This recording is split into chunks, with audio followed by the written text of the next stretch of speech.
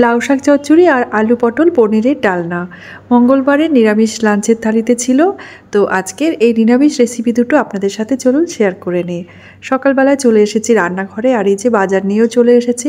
তো একটু কচুর লতি আনা করিয়েছিলাম, বেশ অনেক দিন হয়েছে কচুর লতি খাওয়া হয় না। আর এই শোলা কচুটাও আনা করিয়েছি। তো কচুর লতিটা একটু চিংড়ি মাছ দিয়ে রান্না করব, তবে আজকে তো হবে না, আজকে মঙ্গলবার, সব নিরামিষ রান্নাবান্না হবে। তো আজকে রান্না করব আলু পটল আর পনিরের ডালনা।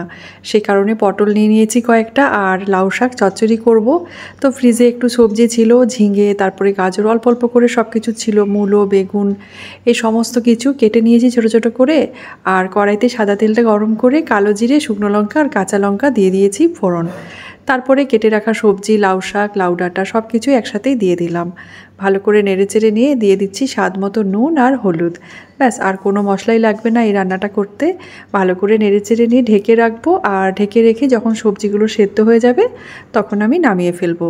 তারপরে একটু মাঝখানে ঢাকনাটা খুলে নিয়েছি, আর একটু মিষ্টির জন্য এখানে দিয়ে দিলাম গুড়ের পাউডার। এই শাক চচ্চড়িটাতে বেশি কোনো মশলার প্রয়োজন পড়ে না, একটু কালো জিরে, কাঁচা লঙ্কা দিয়েই কিন্তু রান্নাটা খুব সুন্দর করে নেওয়া যায়। তো ভালো করে একটু নেড়েচেড়ে একদম শুকনো যখন হয়ে গেছে এটাকে আমি নামিয়ে ফেলেছি। এবার আলু পটল আর পনিরের ডালনাটাও বানিয়ে নিচ্ছি। তো কড়াইতে সাদা তেলটা গরম করে পনিরটাকে একটু ভেজে নিলাম। তো পনিরটা একটু ভেজে তুলে রাখবো, ততক্ষণে আমি এর একটা মশলা বানিয়ে নিচ্ছি। টমেটো, আদা আর কাঁচা লঙ্কার একটা পেস্ট করে রেখে দিলাম। তারপরে পনিরটা ভাজা হয়ে গেছিলো, আমি তুলে রেখেছিলাম। গোটা গরম মশলা, জিরে, তেজপাতা ফোড়ন দিয়ে কেটে রাখা আলু আর পটল দিয়ে দিলাম। স্বাদ মতো নুন দিয়ে ঢেকে রাখলাম। তো আলাদা করে আর পটলটা ভাজলাম না আজকে, কারণ আলাদা করে ভাজতে গেলে অনেকটা তেলও লেগে যায়। তো অল্প তেল দিয়ে আমি আর কি আলু পটল একসাথেই ভেজে নিলাম। তারপরে দিয়ে দিলাম বেটে রাখা মশলাটা।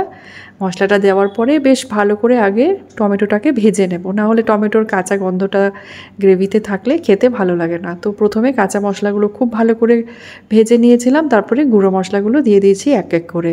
প্রত্যেক দিন যা ব্যবহার করি রান্নাতে, জিরে গুঁড়ো, ধনে গুঁড়ো আর হলুদ। আজ আর কাশ্মীরি লঙ্কার গুঁড়োটা দিলাম না, কারণ টমেটোটা বেশ লাল ছিল, তো সেই কারণে আর কালারের জন্য আমি কোনো রকম লঙ্কার গুঁড়ো ব্যবহার করিনি। তারপর মশলাটা বেশ ভালো মতো যখন কষানো হয়ে গেছে, এবার আমি ভেজে রাখা পনিরটাও দিয়ে দিলাম। আর তারপরে দিয়ে দিলাম পরিমাণ মতো জল। এখানে আমি গরম জলের ব্যবহার করেছি। রান্নায় সবসময় গরম জল ব্যবহার করলে এর তরকারিটার টেস্টটা খুব ভালো হয়। তারপরে মিষ্টির জন্য দিয়ে দিলাম গুড়ের পাউডার, আর ভালো করে নেড়েচেড়ে আরও কিছুক্ষণ রান্নাটা করে নিলেই হয়ে যাবে আলু পটল আর পনিরের ডালনা। তো মোটামুটি রান্নাটা কমপ্লিট হয়ে গেছে। নামাবার আগে আমি আর ঘি আর গরম মশলা দিইনি এই গরমের জন্য।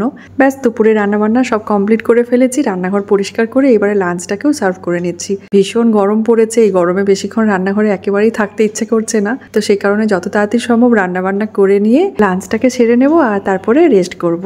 চলুন আজকের এই কুকিং ব্লগটা এখানেই শেষ করছি। ভিডিওটা কেমন লাগলো কমেন্টে জানাতে ভুলবেন না। আপনাদের সাথে আবার দেখা হবে নেক্সট ব্লগে। আপনারা সবাই খুব ভালো থাকবেন, সুস্থ থাকবেন। ধন্যবাদ।